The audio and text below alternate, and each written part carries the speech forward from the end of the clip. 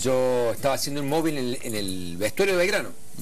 Obviamente que era para TC Sport y bueno, venía todo el circo Boca, todo el mundo Boca, todo armado para el campeonato. Eso, los jugadores del cuerpo técnico, todos bajaban champán, 4 cronistas en el vestuario de Boca, etcétera, etcétera. Casi que me dijeron, mira, vos vas a participar segundos nomás.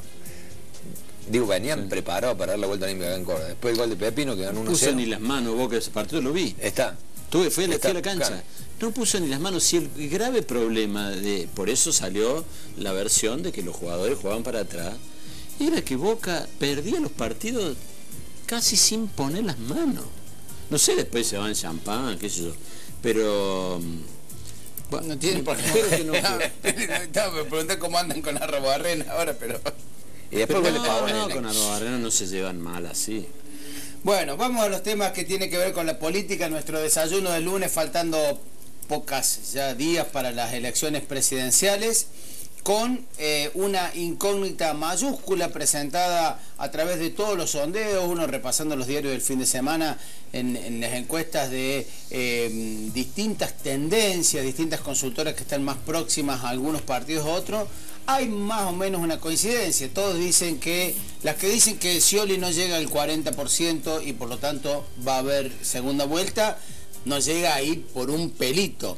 Y las que dicen que supere el 40% y que por lo tanto es probable sacarle unos 10 puntos de ventaja que facilite un triunfo en primera vuelta, también lo dan por otro pelito un poquito más arriba. Entonces el margen es muy estrecho. También es estrecho esta cuestión de decir si le saca o no los 10 puntos. En algunas le saca 11, 9,5 a Mauricio Macri.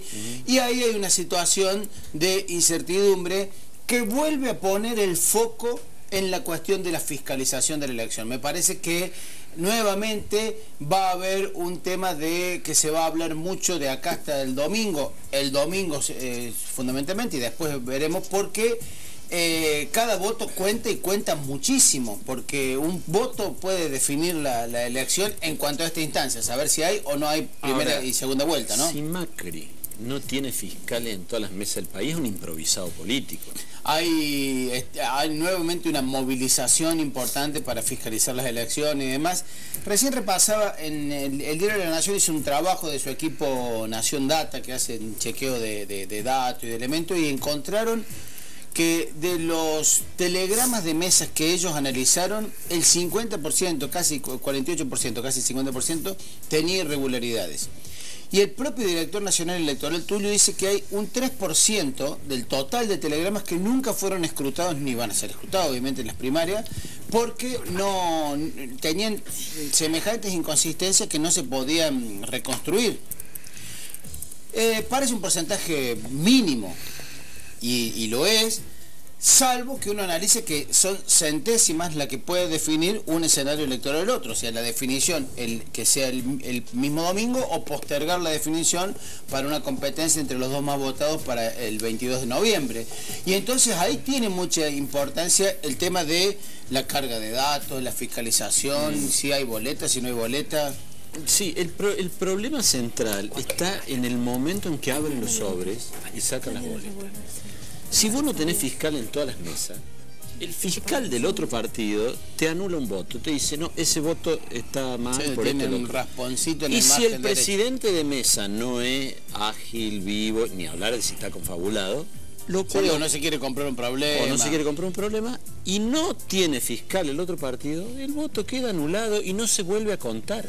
Distinto si el voto se recurre. Cuando vota en un fiscal, dice, no, ese voto está bien, entonces ya no se anula el voto, sino se discute. Se recurre, después se cuenta nuevamente en el definitivo. Y ustedes dicen, pero no es la cantidad, en una elección tan pequeña, eso lo define. Por eso me parece que nuevamente el tema del control, de la fiscalización, de la transmisión de los datos, va a ser una de las cuestiones centrales de lo que queda del proceso electoral, de una campaña en la cual los candidatos, la verdad que están tratando de raspar ahí lo que queda, están haciendo cosas.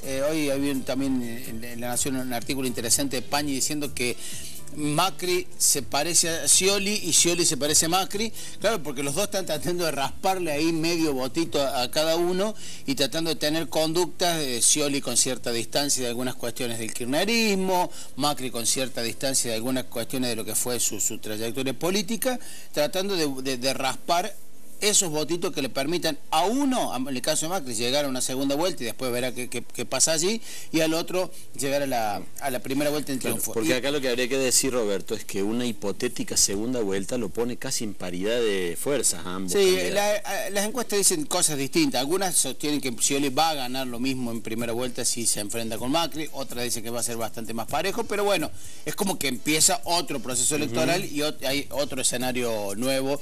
En ese caso, también hay que decir que si llegan en esa segunda vuelta, Scioli va a arrancar con el 40, casi el 40, y Macri casi el 30, con lo cual uno tiene que conseguir 20 y el otro solamente 10. Pero las encuestas dicen que el 60% quiere un cambio y el 40% quiere una continuidad, con lo cual es como vos decís, ya empieza otra cosa nueva. Bueno, y para Córdoba viene, Macri ha decidido cerrar la campaña en Córdoba, aparentemente es una de las provincias donde mejor le va a ir.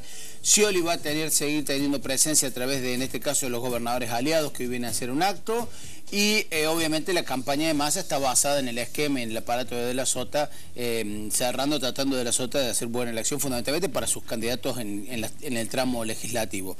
Y finalmente, en otro turno más de elecciones municipales, todavía quedan 36 elecciones municipales este año y Río Cuarto el año que viene, y queda el domingo de la presidencial, y el otro domingo, el 8 de noviembre, es la última turno de elecciones municipales. Digo, el de ayer, lo importante fue el regreso del radicalismo en Calamuchita, en Villa General Belgrano, a través de nos decían algunos observadores de la política ahí del Calamuchita, que aparte del reconocimiento de la gestión de lo que fue Favot, que fue solo en el radicalismo sin aliado, un castigo a la gestión del actual intendente Medina, que tenía una larga serie de cuestionamientos. Roberto, muchas gracias. Nos vemos mañana. Noticias.